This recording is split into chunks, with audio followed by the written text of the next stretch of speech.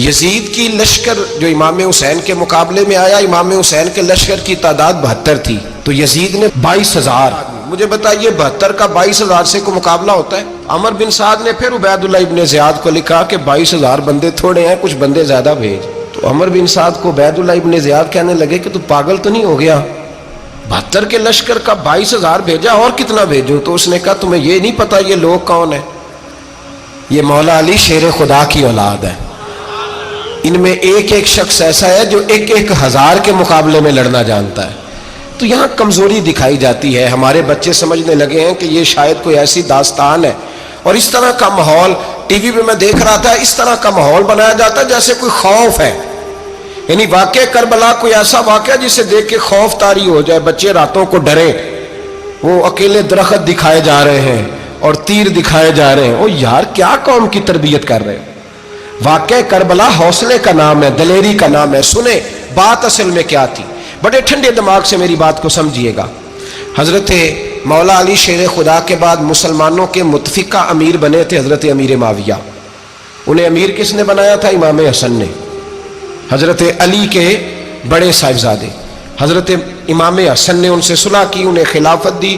اور صحیح بخاری میں نبی پاک نے فرمایا تھا میرا بیٹا حسن سردار ہے، جب مسلمانوں کی جماعتوں میں لہو بہہ جائے گا تو حسن ان کی صلح کرا دے گا. وہ صلح امام حسن نے کرائی. جناب امیر معاویہ امیر بن گئے. حضرت امیر معاویہ رضی اللہ تعالیٰ عنہ بڑا پیار کرتے تھے نبی پاک سے، بڑا احترام کرتے تھے حضور کے خاندان کا. ان کی جو اجتہادی خطائیں ہیں وہ اپنی جگہ پہ موجود ہیں.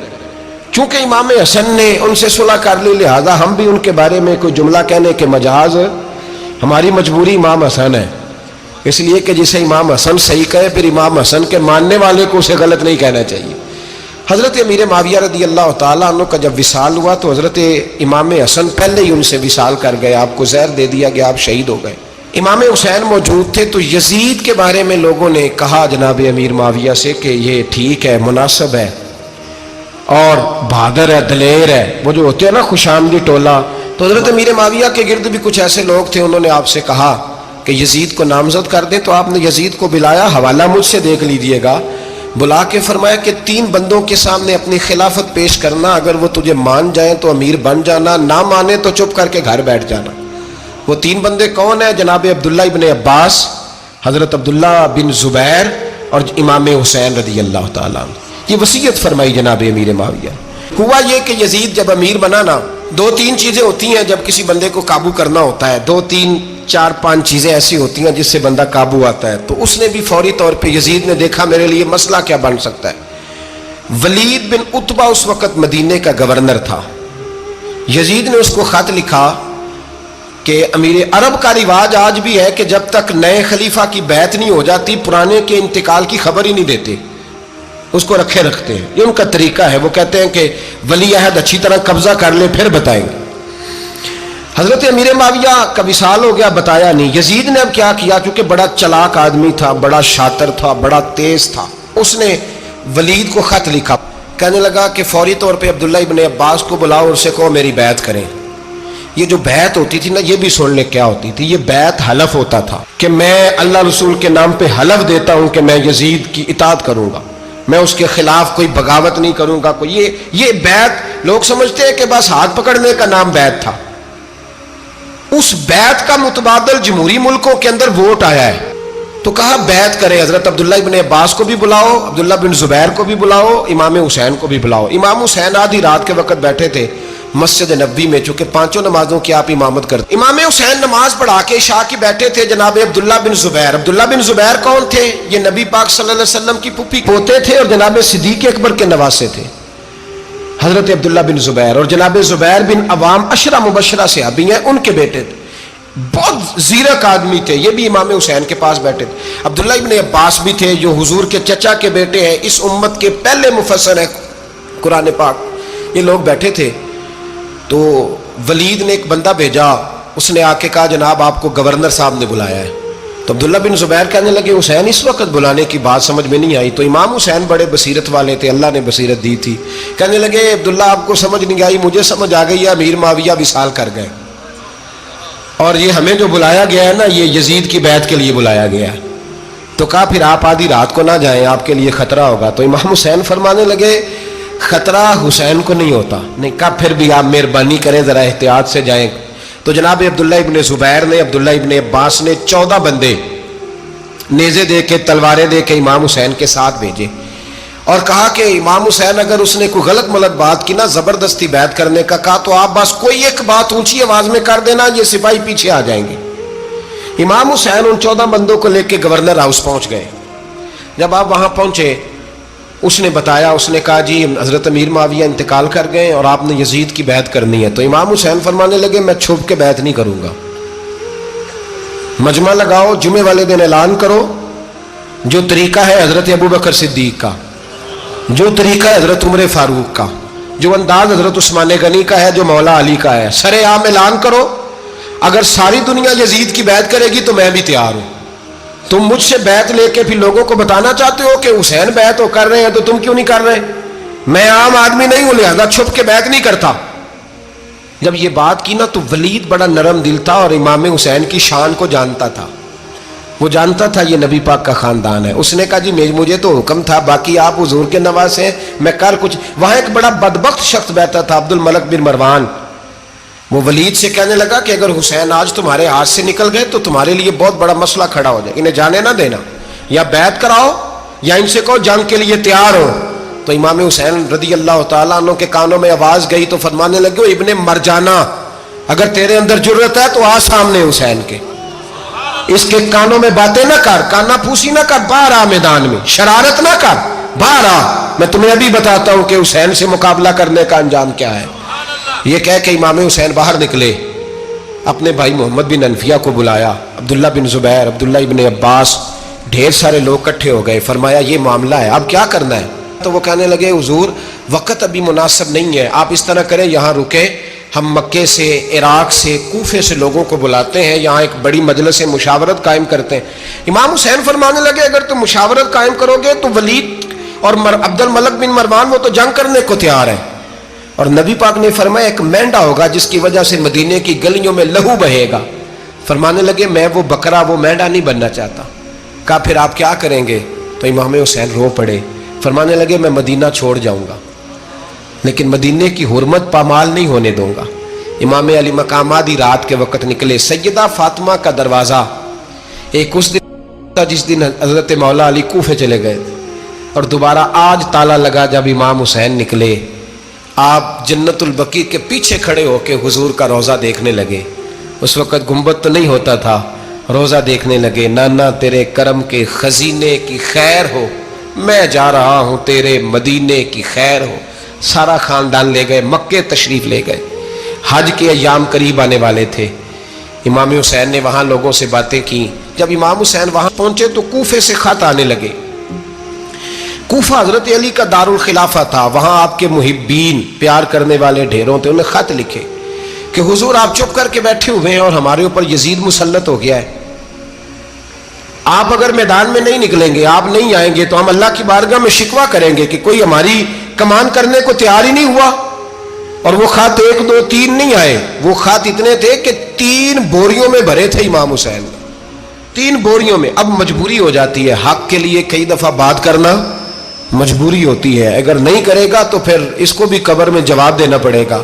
امام علی مقام رضی اللہ تعالیٰ عنہ نے مکے میں اب لوگوں کو جمع کیا مشورے کے لیے۔ ہر بندے نے کہا حضور وہ بلا تو رہے ہیں پر اپنے وعدوں کے پکے۔ کہا حضور وہ پکے نہیں، آپ نہ جائیں۔ ہر بندے نے کہا حالات ٹھیک نہیں، حالات گراؤنڈ ریالٹی صحیح نہیں، یہی مشورہ آج بھی ہر بندہ دیتا ہے، ابھی حالات نہیں۔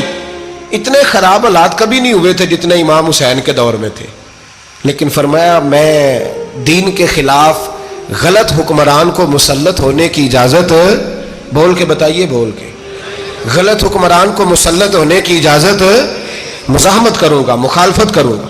امام کہنے لگے کوئی بات نہیں، وہ میرے ساتھ چلے نہ چلے لیکن میں کوفے جاؤں گا، وہ لوگ میرے ساتھ کھڑا ہونے کو تیار ہے تو وہ جھوٹ ہے یا سچ ہے پر میں چلوں گا۔ جب امام علی مقام نے اصرار فرمایا تو جو آپ کے قریبی صحابہ کرام کی اولادیں تھی ساری، یہ بھی اب بیماری ہے، کچھ لوگ کہتے ہیں جی صحابہ نہیں ساتھ چلے، تو میں کہتا ہوں اہل بیت نبوت کے تو کل افراد 21 تھے، تو 72 میں باقی اولادیں کس کی تھی؟ وہ ساری صحابہ کی اولادیں تھی. وہ سارے، پتہ نہیں کیوں اس طرح کا فلسفہ بیان کیا جاتا ہے جس میں حالات خراب ہو. حضرت سیدنا امام علی مقام کو جب بہت زیادہ کہا گیا نا تو امام حسین رضی اللہ تعالیٰ انہوں نے فرمایا چلو میں ایک کام کرتا ہوں، مسلم بن عقیل کو بھیجتا ہوں. حضرت علی کے بھتیجے ہیں، امام حسین رضی اللہ تعالیٰ عنہ کے چچا کے بیٹے ہیں حضرت عقیل کے صاحبزادے مسلم بن عقیل. بڑے سمجھدار آدمی تھے، معاملہ فہم تھے، بڑے جری تھے. اتنا زبردست مشورہ کم لوگ دیتے ہیں جتنا حضرت مسلم بن عقیل دیتے تھے. ان کو بھیجا گیا کوفے. اب اس میں بڑی تفصیل ہے، وہ اپنے 2 بچے بھی لے گئے. جب وہ کوفے پہنچے نا تو کوفے پر جناب نعمان بن بشیر کی حکومت تھی. آپ گورنر تھے اور اہل بیت سے بڑی عقیدت رکھنے والے، نرم رویہ. عبید اللہ ابن زیاد کوفے کا گورنر نہیں تھا، یہ کسی اور علاقے کا تھا. جب آپ وہاں پہنچے تو نعمان بن بشیر نے دیکھا کہ حضرت مسلم بن عقیل آئے ہیں تو لوگ دوڑے ان کی بیعت کرنے، بھاگے. اتنے لوگ جمع ہوئے کہ ایک دن میں 17,000 آدمی نے بیعت کر لی. کتنے بندے جی؟ 17,000 آدمی ایک دن آیا. اب وہ جو امام مسلم بن عقیل کے وہاں نعرے لگانے والے تھے کہنے لگے حضور یہ پہلے دن کی کارکردگی ہے، 2-4 دن میں دیکھیے کیا ہوتا ہے. 2-4 دن میں کیا ہوا؟ 40,000 آدمی نے بیعت کر لی. اب وہ 40,000 بندہ تیار ہو گیا. ادھر سے جو یزید کے وفادار تھے انہوں نے خط لکھا یزید کو کہ تو نے بڑا نرم آدمی گورنر بنایا ہے اور 40,000 بندہ چلا گیا حسین کی طرف. اگر ایک دن مسلم بن عقیل اور رہے تو جو تمہارا گورنر بیٹھے ہیں نا جناب نعمان بن بشیر، ان کو گورنر ہاؤس سے نکال کے مسلم بن عقیل قبضہ کر لیں گے. تو چپ کر کے بیٹھا ہے. یزید بڑا تیز تھا، اس نے ایک آدمی گھوڑے پہ دوڑایا. عبید اللہ ابن زیاد ایک اور علاقے کا گورنر تھا پر بڑا ظالم سا بدماش تھا، بڑا سخت گیر آدمی تھا. اس کو کہا کہ تو پہلے ایک صوبے کا گورنر ہے، جا تجھے دوسرا صوبہ بھی دیا. اس طرح کار فوری طور پہ کوفے پہنچ اور جا کے مسلم بن عقیل کو گرفتار کر، جو آدمی ان کا ساتھ پھر بھی دے اسے قتل کر دے. اس نے کیا کیا؟ وہ آدھی رات کو آیا، منہ چھپایا، جبہ پہنا. لوگ سمجھے امام حسین آ گئے. بہت سارے لوگوں نے اس کے نعرے بھی لگائے. وہ چپکے سے داخل ہوا اندر اور چپکے سے داخل ہو کے اس نے سب سے پہلا کام یہ کیا کہ نعمان بن بشیر رضی اللہ عنہ کو معزول کیا، کوفے کے گورنر ہاؤس پہ قبضہ کیا. پھر اس نے اسی وقت سوئے ہوئے سرکردہ لوگ، جس طرح ایک گاؤں کا چودھری دوسرے کا محلے میں قبیلوں کے جو لوگ تھے چودھریوں کو بلایا، کچھ کو سزائیں دی، کچھ کو سخت کہا، کچھ کو ان کے عیب گنوائے کہ وہ تمہارا فلانا مسئلہ پھر خراب کر دوں گا. بلیک میل کیا. صبح ہونے تک حالات اگر تم نے میرے قابو میں نہ کیے تو یاد رکھنا بڑا مشکل ہوتا ہے حق پہ کھڑا ہونا. بڑی چیزیں لوگوں کو یاد آتی ہیں، اللہ جانتا ہے. پہلے کچھ ہوتا ہے، بعد میں معاملہ کچھ ہوتا ہے. حضرت مسلم بن عقیل کے ساتھ جس دن عبید اللہ ابن زیاد آیا 40,000 کا لشکر تھا.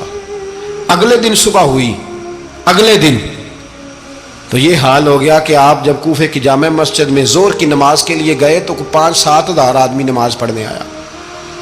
اور جب مغرب کا وقت آیا تو لوگوں نے چند ہزار لوگ رہ گئے، نماز کی نیت باندھی. توجہ کرنا میری بات پہ، ایک مسئلہ بھی سمجھ میں آئے گا. لوگوں نے نماز کی نیت باندھی تو حضرت مسلم بن عقیل امامت کر رہے ہیں، ہاتھ باندھے ہوئے ہیں. تو بہت سارے لوگوں نے پیچھے ہاتھ چھوڑ دیے. ایک بندے نے دوسرے سے پوچھا وہ ہاتھ کیوں نہیں باندھتے؟ کہنے لگے اگر عبید اللہ ابن زیاد کے کسی بندے نے دیکھ لیا نا تو ہم اسے کہیں گے ہم تو نماز پڑھ ہی نہیں رہے تھے، ویسے ہی کھڑے تھے، ہاتھ ہی نہیں باندھے سرے سے. جب نماز کی امامت باندھی تو 10-11 صفیں تھیں. جب مسلم بن عقیل رضی اللہ تعالیٰ عنہ نے سلام پھیرا تو پیچھے بندہ ہی کوئی نہیں تھا. حضرت مسلم بن عقیل کو گرفتار کیا گیا. عرب کا رواج تھا دشمن کو سخت سزا دیں تاکہ باعث عبرت بنے. بہت اونچا مینار تھا کوفے کا گورنر ہاؤس کا، اوپر لے جا کے جناب مسلم بن عقیل کو زمین پہ گرایا گیا. اور جب وہ شہید ہو گئے تو شہید ہونے سے ایک رات پہلے وہ خط لکھ چکے تھے امام حسین کو کہ آپ آ جائیں، حالات بڑے اچھے ہیں. خط ملا تو امام حسین مکے سے کوفے کی جانب چل پڑے. امام علی مقام رضی اللہ تعالیٰ عنہ جب چل پڑے تشریف لا رہے تھے تو رستے میں فرزق شاعر ملا، بڑا محب اہل بیت تھا. رستے میں ملاقات ہوئی، اللہ اکبر، حضرت مسلم بن عقیل جب گرایا شہید ہو گئے تو پھر اس نے اس طرح کیا کہ آپ کی لاش کو لٹکا دیا چوک میں. لوگ دیکھتے تھے تو عورتیں بچوں کہتی تھی تو نے باہر نہیں نکلنا, ہم نے نہیں امام حسین کے ساتھ چلنا, بس بڑا خوف ہے, کوئی بندہ نہ باہر نکلے, کوئی نہیں ضرورت ہمیں, حالات بہتر ہوگی تو دیکھی جائے. آج کتنے لوگ ہیں, کتنی دیگیں پکی, کتنی نیازیں بٹی, کیا کچھ ہوا. آپ ناراض نہ ہونا, میں آپ میں سے ہوں, آپ مجھ سے ہیں, یہ بات آپ کی نہیں میری سب کی ہے.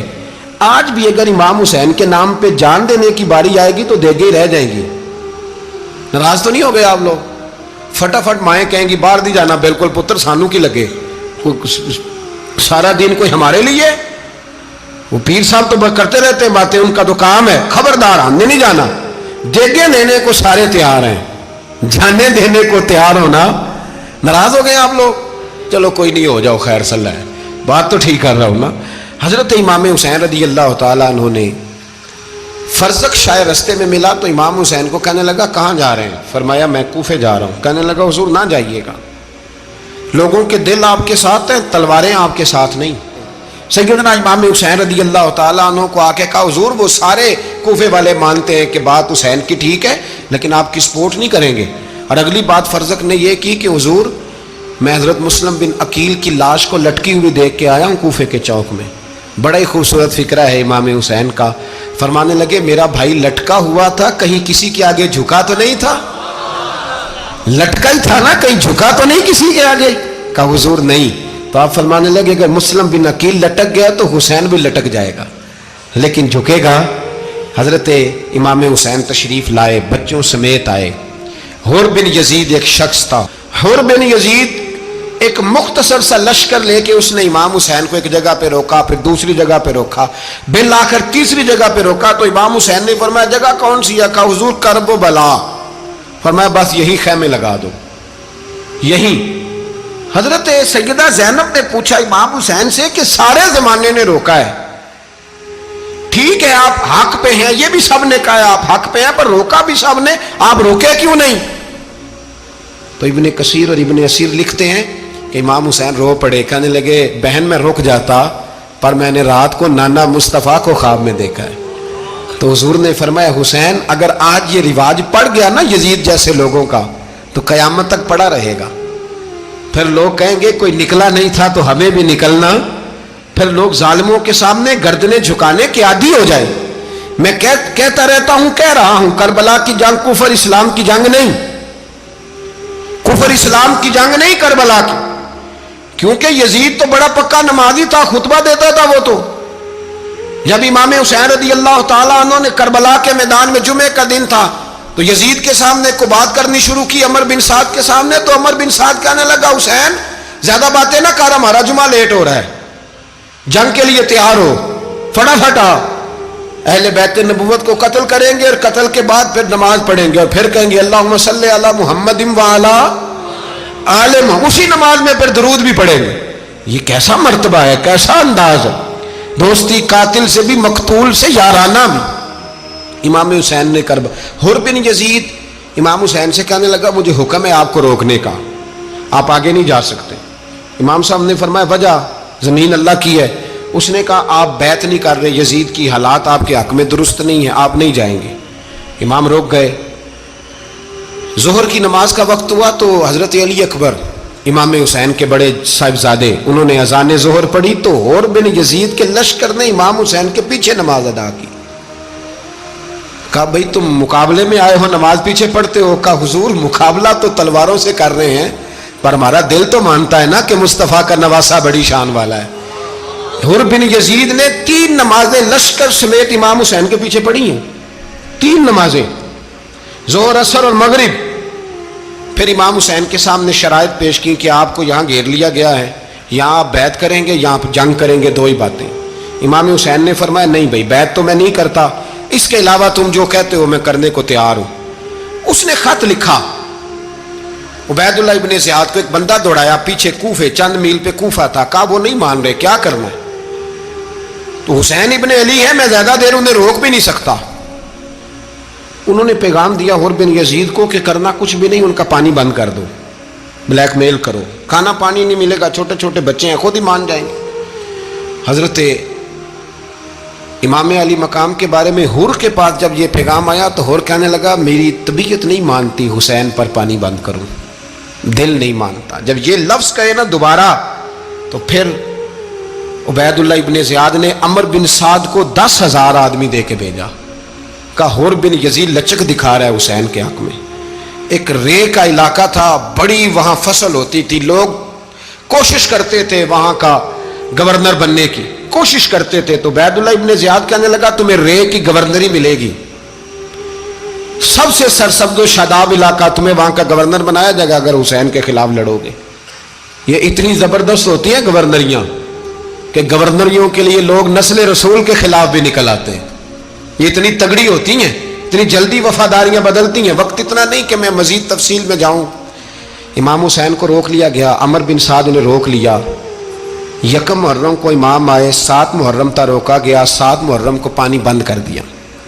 جانور پانی پیتے تھے، گھوڑے پیتے تھے، کتے پیتے تھے، لیکن مصطفیٰ کے گھرانے کو پانی پینے کی اجازت 3 دن تک پانی بند رہا۔ 9 محرم کو عمر بن سعد نے اور لوگ بلائے۔ شمر ایک بڑا سخت آدمی تھا، سنگ دل بدبخت، جس نے حضرت علی اصغر کے گلے پر تیر مارا تھا، وہ اور لشکر لے کے آیا۔ رات کو کہنے لگا امام حسین رضی اللہ تعالیٰ عنہ سے کہ بس بڑا ہو گیا، یہ 9-10 محرم کی درمیانی رات، یہاں آپ جنگ کریں گے یا آپ بیعت کریں گے، 2 ہی باتیں۔ امام حسین اندر گئے، سیدہ زینب سے مشورہ کیا، باہر آئے، فرمایا بات وہی ہے جو پہلے دن والی ہے۔ امام حسین رضی اللہ تعالیٰ عنہ نے فرمایا بھائی بیعت تو میں نہیں کرتا، باقی جو تمہارا پروگرام ہے۔ شمر اور ابن سعد کہنے لگے پھر جنگ کے لیے تیار ہو جائیں۔ کیا انداز ہے امام حسین کا، فرمانے لگے کل جنگ کروں گا، مجھے پتا تو ہے جنگ کا نتیجہ کیا نکلنا ہے، ایک رات مجھے دے دو تاکہ میں کھل کے اپنے رب کی عبادت تو کر لوں۔ حسین نے جانا ہے، مجھے پتا ہے کل رزلٹ 72 اور 22,000 کا کیا ایک رات مجھے دو، میں مالک سے راز نیاز تو کروں، میں گویا اس سے پوچھوں تو صحیح کہ مالک میرے والد بھی شہید ہیں، بھائی بھی شہید ہیں، نانا کو بھی دکھوں میں دیکھا ہے، تو اب میری باری ہے تو مالک میں حاضر ہوں، مجھے موقع تو دو، اس لیے کہ میرے نانا نے بدر میں بھی ساری رات عبادت کی تھی، صبح مجھے موقع دو۔ اور دنیا کا اصول ہے جب کوئی موقع مانگتا ہے تو دیا جاتا ہے۔ یہ دونوں کہنے لگے کوئی موقع نہیں۔ حور بن یزید پیچھے سے بولا، کہنے لگا نہیں بدتمیزی نہ کرو، حسین کو موقع دو، تمہیں دینا پڑے گا۔ موقع دیا۔ حور بن یزید نے پھر منت کی، کہا حضور آپ مہربانی کریں مان جائیں۔ فرمایا ماننے والا کھاتا کوئی نہیں، یہ بڑا مشکل کام ہے بھائی، ضمیر کا سودا اب تو عام ہو گیا، بازار لگتے ہیں، ریٹ لگتے ہیں، اپنی اپنی چاہتوں پہ لوگوں نے اپنے اپنے انداز سجائے ہوئے۔ کوئی آدمی بس اچھے طریقے سے نام لے لے تو بس ہم اس کے پیچھے چل جاتے، اب تو عام ہو گیا یہ معاملہ۔ امام حسین نے فرمایا ہو ہی نہیں سکتا، ممکن ہی نہیں ہے۔ ساری رات عبادت میں گزری، ریاضت میں گزری، تہجد کا وقت ہوا تو گھر والوں کو بلایا، فرمایا دیکھنا تمہاری سی کی آواز نہ باہر آئے، خبردار سی کی آواز نہ آئے۔ اور امام زین العابدین سے فرمایا تو بیمار ہے، تو جہاد نہیں کرے گا، لیکن خیال رکھنا پیچھے۔ اور بڑی قیمتی بات بتا رہا ہوں، ہماری بیویاں کسی کے گھر میت ہو جائے تو 4 دن بخار نہیں اترتا۔ امام علی مقام نے سیدہ زینب سے فرمایا تو بڑی ہے، میری بہن ہے، پیچھے سارے بچے ہیں، جوان ہیں، ان کے حوصلے تیری ذمہ داری ہیں۔ صبح جنگ کا طبل بجنے لگا، فجر کی نماز پڑھی، سورج چڑھا، 10 محرم کا دن، جمعے کا وقت، جناب سیدنا امام حسین رضی اللہ تعالیٰ عنہ نے ریت پر سجدے کیے، لمبے سجدے، لمبی نماز۔ سورۃ الشمس کی آیات دوسری رکعت میں پڑھی تو سارا کربلا گونجنے لگا۔ کیا انداز تکلم تھا امام علی مقام کا۔ نماز مکمل ہوئی تو حور بن یزید، عمر بن سعد اور شیمر سے کہنے لگے واقعی حسین سے لڑو گے؟ پتہ نہیں کون ہے۔ قل لا اسألکم علیہ اجرا، تم نے نہیں پڑھا؟ الا المودۃ فی القربى، تمہاری آنکھیں بند ہیں۔ الحسن والحسین سید الشباب اہل جنہ، تمہیں نہیں پتا؟ کہنے لگا چپ کر، حکومت نظر آ رہی ہے۔ اور بن یزید کہنے لگے پھر میرا بھی فیصلہ سنو، مجھے حکومت نہیں چاہیے، مجھے جنت چاہیے۔ حکومت نہیں چاہیے۔ امام حسین کی پہلی فتح دیکھیں، حور بن یزید ایڑی لگا کے نا یزید کے لشکر سے نکل کے امام حسین کے لشکر میں شامل ہو گیا، اور پہلا شخص جس نے امام حسین کو روکا इमाम हुसैन के नाम पर पहला सर भी इसी शख्स ने कटाया है। लेकिन यजीद की कब्र पे लानत भी कोई नहीं बरसाता। उसका महल था बहुत बड़ा, लेकिन जब लोग करबला में इमाम हुसैन को सलाम करने जाते हैं तो कदमों में हुर बिन यजीद का मज़ार भी बना हुआ है, उसको भी सलामी दी जाती है। और अब हम अकेला हुर बिन यजीद नहीं कहते, हम कहते हैं हुर बिन यजीद रदी अल्लाह ताला। अब हम इतनी ताजीम करते हैं उस हुर की। जनाबे इमाम हुसैन को मैदान में खड़ा किया गया, जिहाद का तबल बजा, पहले खुद्दाम आए। और सुन लो, आज वो पता नहीं बाजारी से लोग चढ़ गए स्टेजों पे, बाजारी से, ना चेहरे पे दाढ़ी है ना सर पे कोई कपड़ा है, बाजारी लोग हैं, भाग रहे हैं, बाजू चढ़ाए हुए हैं, बटन खोले हुए हैं, तमाशा बना दिया। सुनने वालों का भी अल्लाह ही हाफिज है। वो स्टेज पे अहले बैत की शान बयान करता है, भाग के उधर जाता है। ये कोई तरीका है? सुनने वालों का भी अजीब अंदाज है, हर बंदे को सुनने बैठ जाते हैं। दीन मुहज्जब है, तहजीब वाला है, दलाइल रखता है, दीन वकार रखता है, ऐसे लोग अब दीन बयान करेंगे? हजरत सैयदना इमाम हुसैन रज़ी अल्लाह ताला अन्हु सुबह जब जिहाद का वक्त आया, पता है कौन कौन थे करबला में? इमाम हुसैन के साथ इमाम हुसैन के 4 भाई थे करबला में। कितने?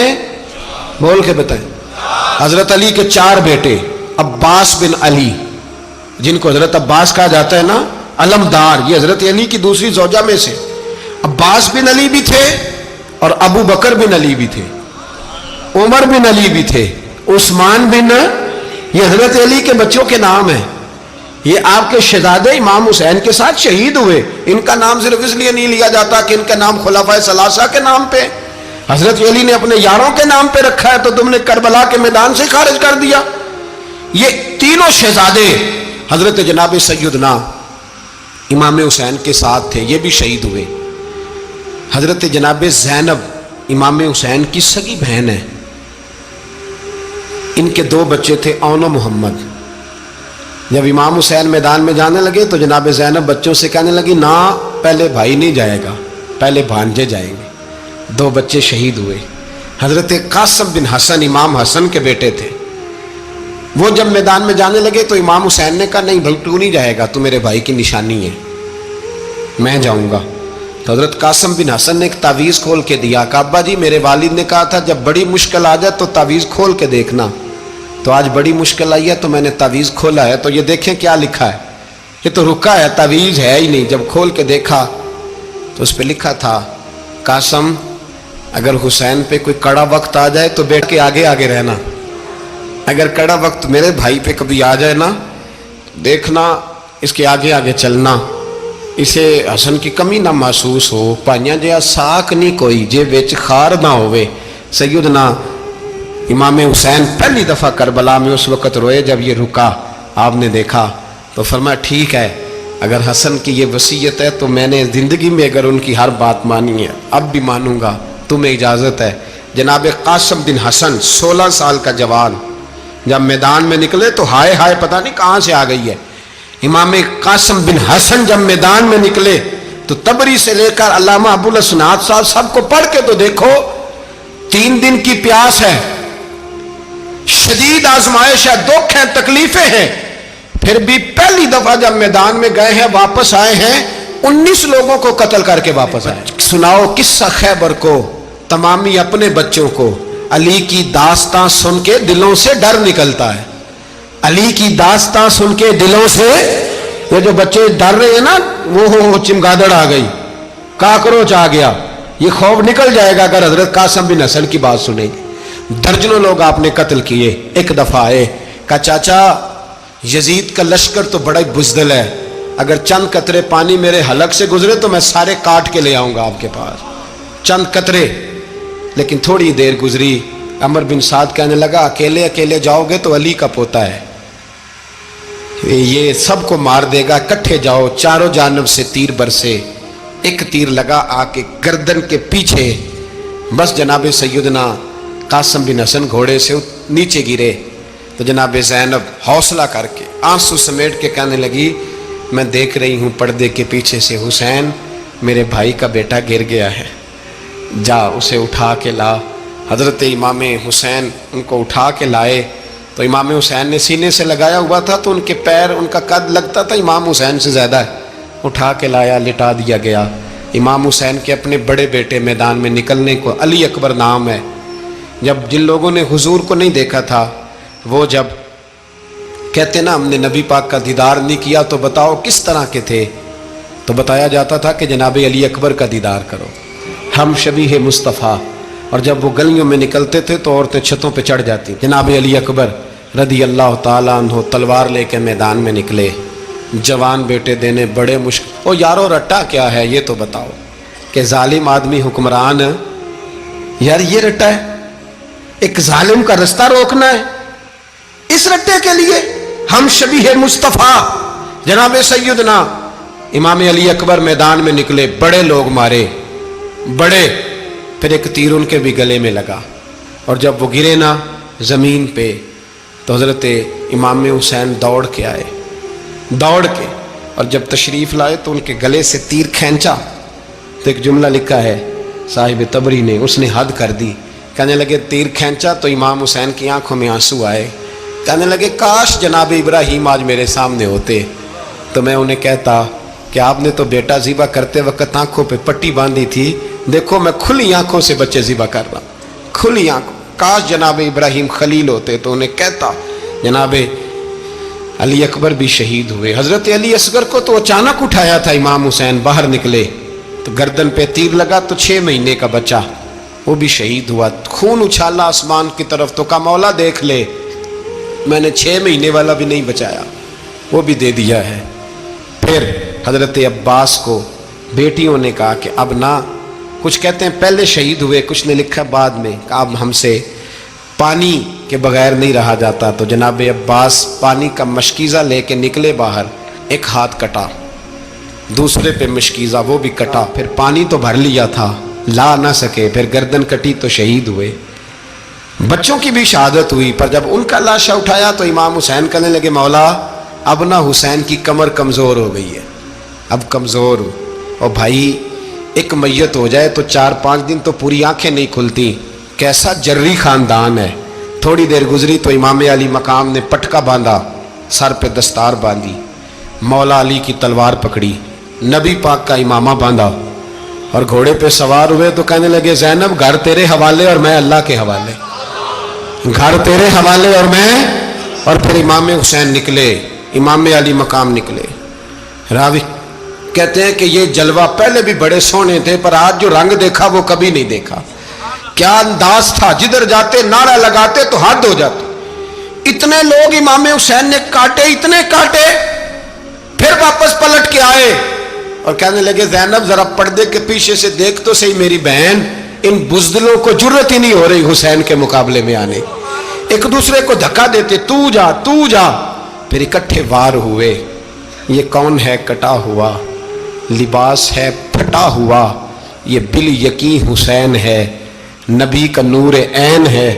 پھر چاروں جانب سے تیر برسے تو امام علی مقام چونکہ نماز کا وقت ہو گیا تھا، اترے گھوڑے سے، خون بہ رہا تھا، گرم ترین ریت سے تیمم کیا، سر سجدے میں رکھا، اور جب شمر آپ کی گردن کاٹنے لگا تو کہنے لگے ٹھہر جا ذرا رب سے ایک بات کر لینے دے، اور پھر بولے امام حسین، کہنے لگے مالک تو اب بتا کہ حسین سے راضی ہے کہ ناراض ہے، تو بتا۔ تو پھر ایک آواز آئی، یا ایتھا النفس مطمئنہ ارجعی الی ربک راضیۃ مرضیہ، فرمایا نفس مطمئنہ واپس آ جا، تو اللہ سے راضی ہے، اللہ تجھ سے راضی۔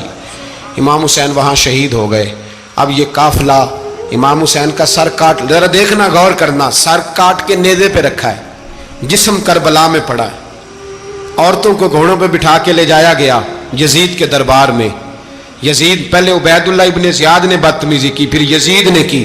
سعودی عرب کا ایک مولوی بول رہا تھا، سعودی عرب کا، ان سے بھی بڑا عشق ہے، جس نے تقریر سننی ہو میرے پاس ہے۔